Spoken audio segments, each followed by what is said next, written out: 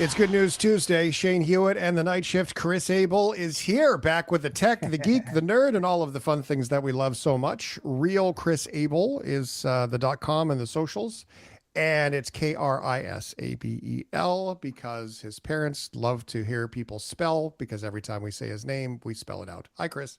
Hi. It's also how Kristoff spells his name in Frozen, Disney's movie Frozen. So very, It's a very Euro spelling. it is. It's Euro, Chris. That's what it There, is. you, Chris. I love it. We're talking tech here a little bit on the show. Now, this is one of those touchy subjects, depending on where you are.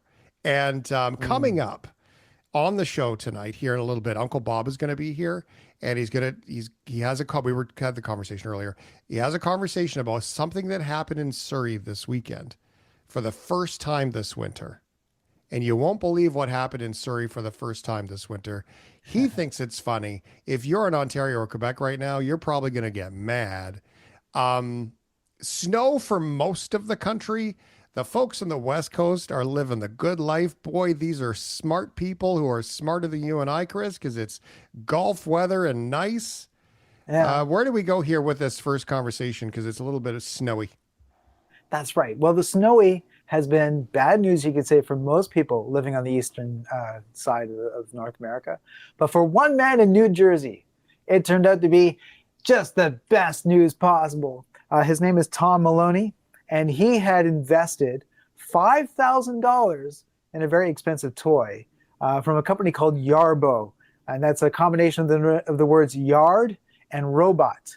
They make robots to trim your yards. So they have one for every season. There's, of course, one that cleans up leaves, another that mows the lawn, and they had come out with a snow blower.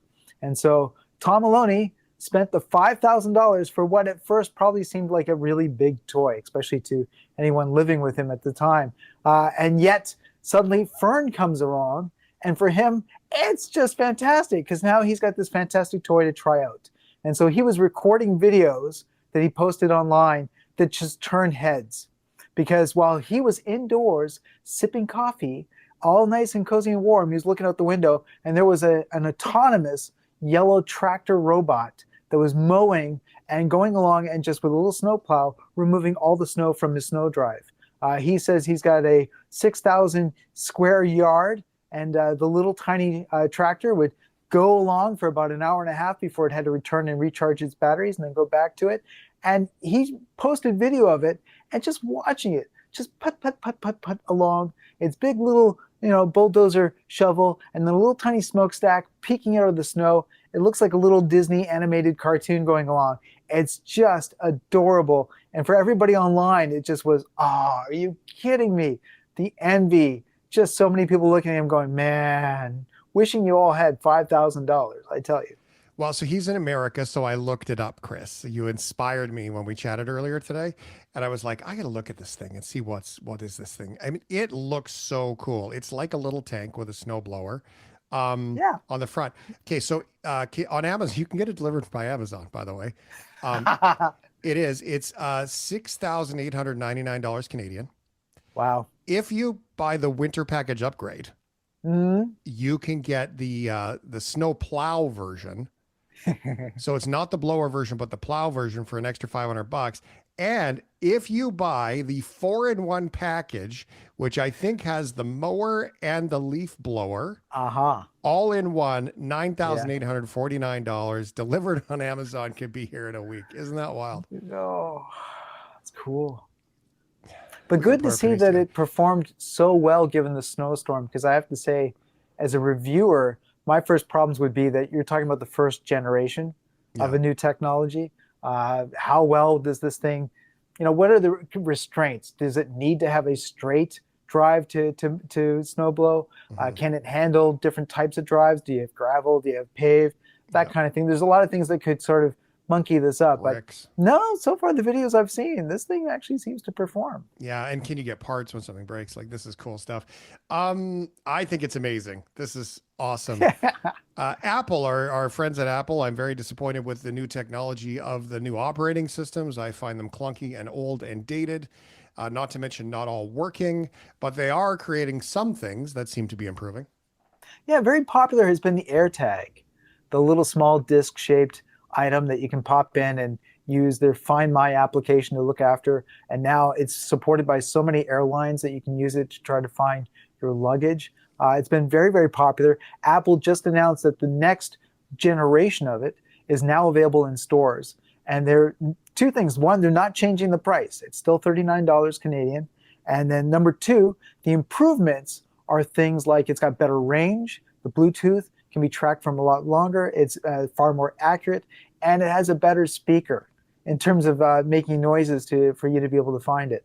I am surprised, though, that Apple's not calling this the AirTag 2, which suggests that there's still a lot more room for them to be able to evolve it into something else. So right now, this is just still the same AirTag. They're just upgrading all the basic functionality to it, but keeping the price pretty much the same, which I think is a good thing. Cool. That does lead you to believe that there's more to come, which is pretty all right. Before came on, we were talking about computers because of my disappointment with the new updates for the Apple Tahoe and the operating systems. I asked Chris, I said, are you a Mac user or PC user? He's like, Commodore 64 all the way. Take us back in time with computers. Right. If you go back to the very first computers, you go back to 1946, and that's when computers were so big they're the size of entire rooms. And this was at a time in which computers were actually replacing the first job, the first time a human job was being replaced by technology, and that's the job of computer, which was normally held by women during the war. They were doing all the computations for the military. And so finally, a machine was replacing a human being, and that was ENIAC. So what's interesting, I'm talking about it because a bunch of students down in Arizona were given the task to recreate and create a replica of ENIAC. And it was thought by professors that the students would have their minds blown, that they would have to put together this computer, which is 1,800 square feet. And if you had actually done the same components, it'd be 30 tons. Wow. And so for these students, they're all autistic, putting it together, they spent a huge number of weeks. 1,600 hot gun glue sticks were used to assemble this replica of this massive machine. And for them to understand that here you're looking at, there's all this technology, and of course, it's nothing compared to the phones that they have in their pockets. Just to take them back to how things began in the early days of 1946. Because it's one thing for us old folks to tell them, hey, back in our day, computers were huge and massive. It's another thing to actually have them put one together just to watch their heads spin. And I think it's a fantastic project. I mean, that's a lot of hot glue gun sticks. Like, how many burned fingers were there? I know. Seriously, right? I think that this is it's such a good reminder, and there's a couple of really great movies that have these sort of old computers in them with the pancake reels and spinning and the magnetic tape and all the different things that were there. And then when you think that they had, less power than some of the calculators that we had access to in school. That's kind of a crazy notion. Fast forward to today. Do you think we should be more grateful for the computers we have today? Well, I think it's the relationship that we have with computers is something that I think we need to spend time thinking about. And that happens from one generation to the next. I keep hearing about how today's youth are more interested in physical buttons rather than touchscreens. They want to go back to something that's a little more retro. So a project like this with ENIAC would be something I think that surprising a lot of young kids would actually be interested in. Well, I hope that one catches on because I miss buttons too. It's like when they tried to put volume knobs in cars that were buttons and you lost the knob. That was a terrible experiment as well. Chris Abel, real Chris Abel on socials and on YouTube. There's a great YouTube channel to follow what Chris does. That's fantastic. realchrisabel.com, KRISABEL. Thanks for being here, Chris. Great to see you, bud. All right. Take care, guys. Shane Hewitt and The Night Shift.